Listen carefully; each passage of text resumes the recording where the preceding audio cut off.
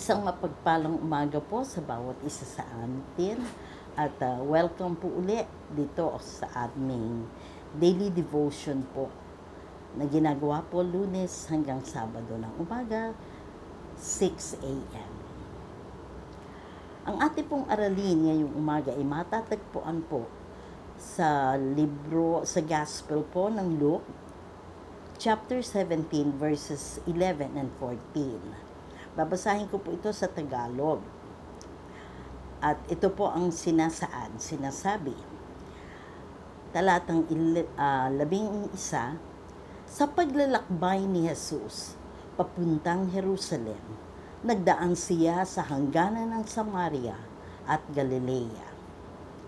Talatang 12, nang papasok na siya sa isang nayon, sinalubong siya ng 10 ketongin.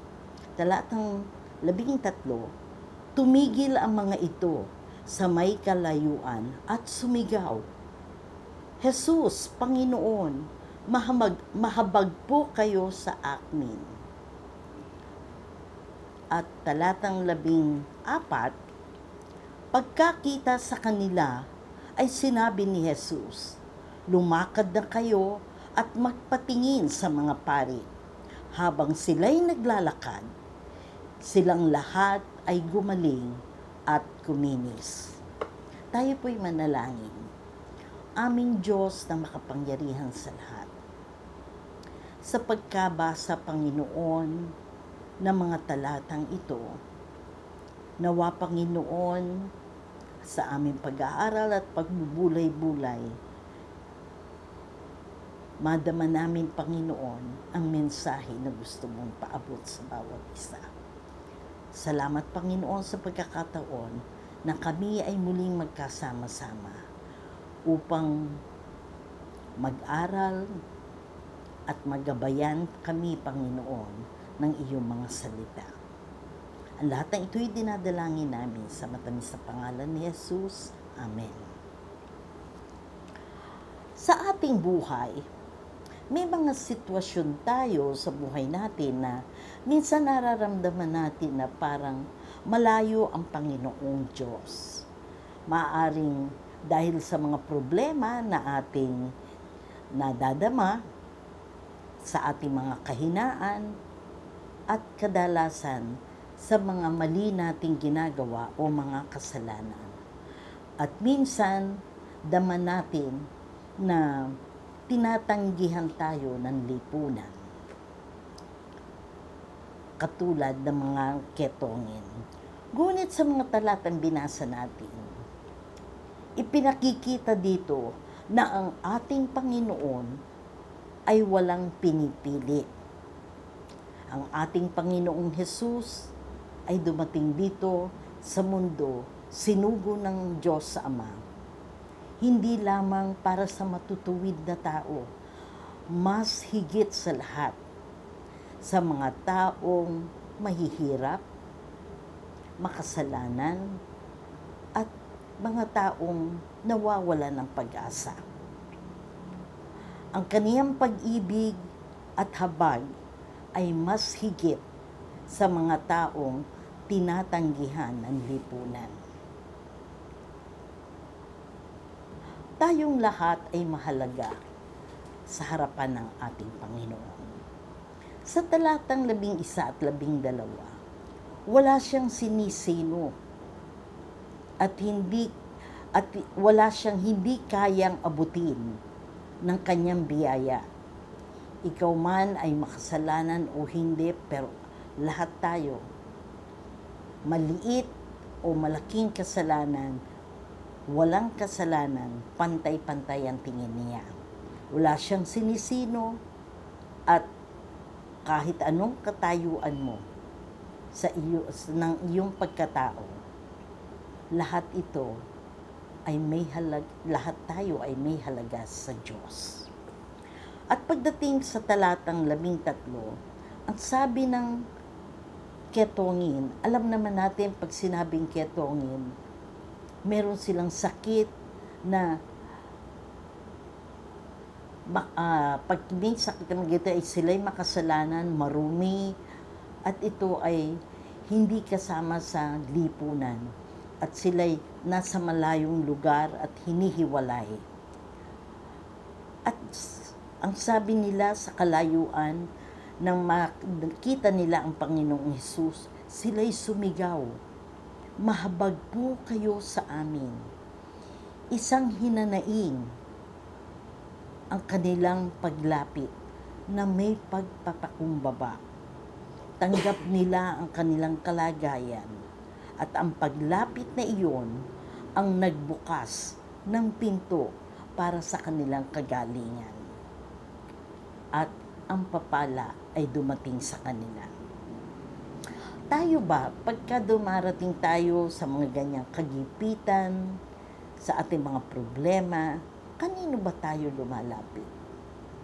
Ang mga ketongin na to, nang nadama nila yung kawalang pag-asa,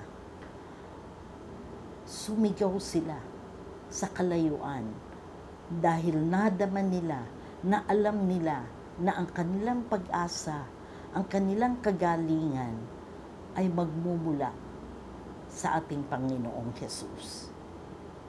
Yung kanilang pananampalataya, nagkaroon sila ng tiwala sa ating Panginoon ng panahon na yun. Kaya naman, sumisigaw sila at ang kanilang hinagpis, nagpakumbaba sila at humingi ng tulong sa ating Panginoon.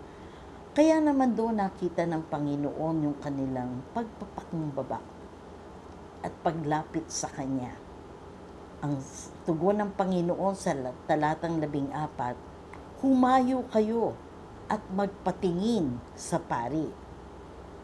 At samantalang sila ay humahayo, sila'y gumaling at kuminis. Ando doon ang sabi sa talatang 14. Ang kagalingan nila ay dumating habang sila ay humahayo. Ang ibig sabihin lang nito, habang sila ay sumusunod sa sinabi ng ating Panginoong Hesukristo, dumaloy ang pagpapala at kagalingan sa buhay nila. Ang mga himala or grace or of blessing ay dumarating sa gitna ng ating pagsunod.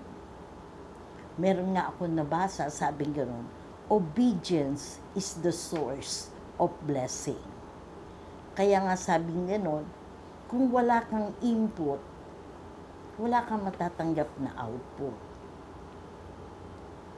Kaya, kailangan ang ating mga panaginip o ang ating mga minimithi sa buhay, kailangan we have to step forward, make a step, one step at a time. Para naman yung panaginip natin o yung ating mga pangarap na yan ay magkaroon ng katuparan. Lahat tayo ay dadanas katulad ng mga ketonging ito. Lahat tayo ay dadanas ng ketong ng kasalanan. At maglalayo ito sa atin sa Diyos. Ang ating Panginoon ay naandyan lamang na dumaraan sa ating buhay. Kaya, kanino tayo lalapit sa panahon ng kawalanlan? Lumapit tayo, manalangin, humingi ng awa na may pagpapakumbaba. Nang maranasan natin at matagpuan tayo makatagpo tayo ng isang kagalingan at ang isang pagbabago sa ating buhay, gaya ng mga ketongin. Ang sabi nga dito, obedience is the source of all the blessing. Para maramdaman mo, ma-experience mo ang mga pagpapalang iyan, lumapit tayo sa Panginoon. Sumunod tayo sa Kanyang mga salita. At mararamdaman natin ang kagalingan na yan. Kagalingan pisikal, mental, spiritual, emotional, lahat yan.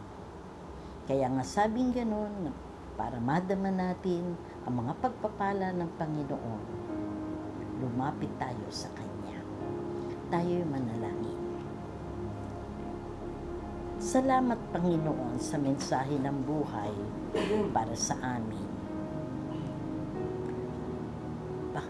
Palakasin mo, Panginoon, ang aming pananampalataya sa iyo. Give us also wisdom, O Lord, para ma-discern namin ang mga bagay na ito at madama namin, Panginoon, yung paglapit mo sa amin, yung pagbulong mo sa aming mga buhay, O Lord. Salamat, Panginoon, na sa kabila ng aming makasalanang buhay, O Lord, patuloy mo kaming pinapaalalahanan. Patuloy mo kaming binibiyayaan, Panginoon.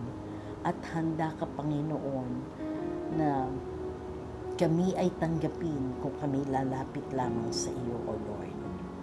Lord,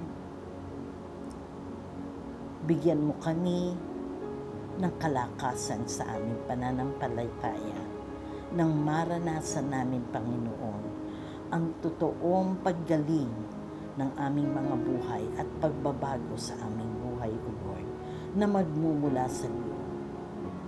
Patuloy, Panginoon, na kami ay iyong subaybayan. Huwag mo kaming sukuan. At salamat, Panginoon, sa wagas na pag-ibig mo na ibinibigay sa amin. Lord, magtiwala ang aming paniniwala, ang pagtitiwala namin sa iyo, naway maging katulad ng mga ketongin na ito, na lumapit sa iyo, O Lord. Iyon lang ang tinatanggap, ang iyong hinihintay sa amin. Ang sabi mo nga, come unto me. Lumapit kami sa iyo nang madama namin, Panginoon, ang iyong pagpapala at pagpapagaling sa bawat isa sa amin. Patawarin mo kami, Panginoon, sa aming mga pagkukulang. Lord, nilalapit namin, Panginoon, ang bawat isa. Dumadaan kami, Panginoon, sa mga pagsubok, O Lord. Marami ka nang pinakikita mga panukala sa amin. Nagbibigay ka sa amin ng mga warning, O Lord, na nangyayari sa aming bansa, O Lord, at hindi lang sa amin, kundi sa buong mundo, O Lord. Nawaw, huwag kami maging complacent, O Lord. Ito, Panginoon, ang mga paalala mo sa amin. At alam ko naman, Panginoon, na ang mga anak mong lumalapit sa iyo ay iyong kakalingain at hindi mo sila pababayaan. At ganoon din, Panginoon, sa mga kapatid namin na dumadanas ngayon ng mga pagsubok na ito, O Lord. Ipadama mo sa kanila na naandiyan ka lang. Ipadama mo, Panginoon, ang pagyayakap mo sa bawat isa sa kanila, O Lord. Lord, muli, patawarin mo kami sa aming pagkukulang at mga kasalanan, O Lord. At ito, Panginoon, ang paglapit namin sa iyo, na protektahan mo ang bawat isa sa amin, ang iyong mga anak, Panginoon. Lahat na ito'y dinadalangin namin sa matamis na pangalan ni Jesus. Amen.